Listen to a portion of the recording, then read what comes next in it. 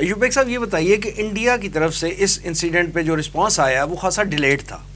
آپ کیا سمجھتے ہیں کہ یہ جو ان کی طرف سے جو وضاحت آئی وہ کیا قابل قبول ہے، اور پھر پاکستان کی عسکری اور سیاسی قیادت کا جو رد عمل تھا وہ کیا مناسب تھا؟ وسیم صاحب، میں سمجھتا ہوں کہ پاکستان کی سیاسی اور عسکری قیادت کو جنگ سے کم تر ہر شے اپنانی چاہیے تھا، ہر طریقہ اپنانا چاہیے تھا، ہر رویے سے اس کو آگے بڑھانا چاہیے تھا.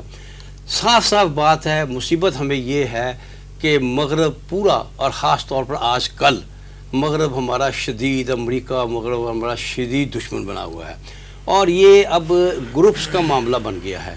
امریکہ، اسرائیل اور انڈیا ایک گروپ ہے، اور پاکستان، چائنا، روس ایک گروپ اگر کہہ سکے.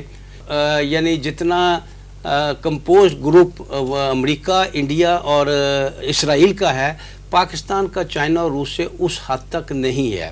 اس کی وجہ انڈیا بہت بڑا ملک ہے، اس کو بہت بڑی مارکیٹ ہے. ابھی تک چائنا سے اتنی دشمنی ہونے کے باوجود چائنا اس کے ساتھ کاروبار کر رہا ہے وغیرہ وغیرہ.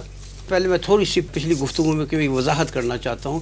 وہ یہ ہو کہ اگرچہ میں نے جذباتی طور پر جو چند باتیں کی ہیں، لیکن وہ میں وضاحت کرنا چاہتا ہوں کہ وہ اس صورت میں ہے کہ اگر بھارت پاکستان کی سلامتی کے درپیر رہتا ہے، بھارت اگر باز نہیں آتا، ان کمتر حرکتوں سے، ایسی رسوا کن حرکتوں سے باز نہیں آتا، تو پھر میں نے اس کے لیے لفظ استعمال کیا کہ اس سانپ کا سر کچل دینا چاہیے. لیکن اگر بھارت پاکستان کو تسلیم کر لے، اگر بھارت یہ کہہ دے کہ ٹھیک ہے، پاکستان اپنی جگہ ایک ملک ہے، میں اپنی جگہ ایک ملک ہوں، میں پاکستان کے معاملات میں دخل نہیں دیتا، تو میں سمجھتا ہوں ہمسایوں میں اچھے تعلقات ہونے چاہیے.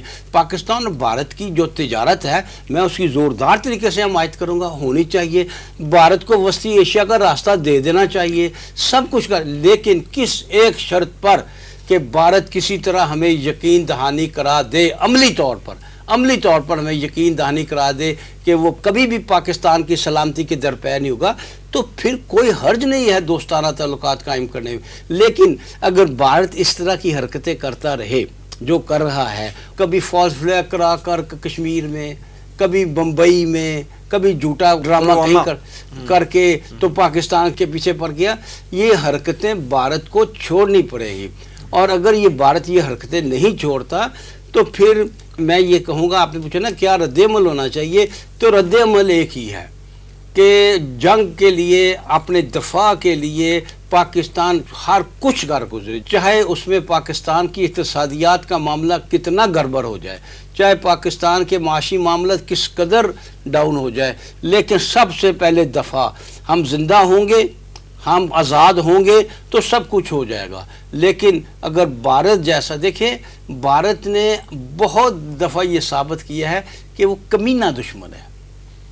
بھارت جو ہے وہ ایک چھپا ہوا دشمن بھی ہے، اور موقع جب اس کو ملتا ہے وہ باہر آ جاتا ہے. اس نے آج تک پاکستان کے، مجھے نہیں یاد پڑتا، میں الحمدللہ پاکستان کی پون صدی کی تاریخ کو بہت اچھی طرح میں نے دیکھا ہے، کہ کبھی بھارت نے کسی بھی سطح پر پاکستان کے لیے کوئی اچھا کام، کسی خیر سگالی جذبے کا اظہار کیا ہو. ہر وقت ایک چیز ہے، پاکستان کو تباہ کر دو، پاکستان کو ختم کر دو. آپ نوٹ کریں کہ جب بھی بھارت میں الیکشن ہوں گے نا، تو بھارت، یعنی میں کہنا یہ چاہتا ہوں کہ صرف سیاستدان نہیں، عوام کا بھی یہی حال ہے. جب بھارت کے الیکشن ہوں گے نا، تو اس سے پہلے کوئی پاکستان کے خلاف اقدام کیا جائے گا.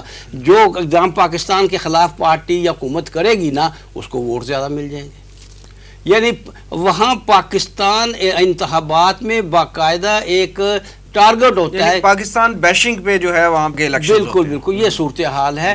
لہٰذا ایک ہی حال ہے کہ پاکستان ہر صورت، ہر موقع، ہر وقت پر اس بات پر تیار ہے کہ بھارت کسی وقت بھی کوئی اقدام کر سکتا ہے.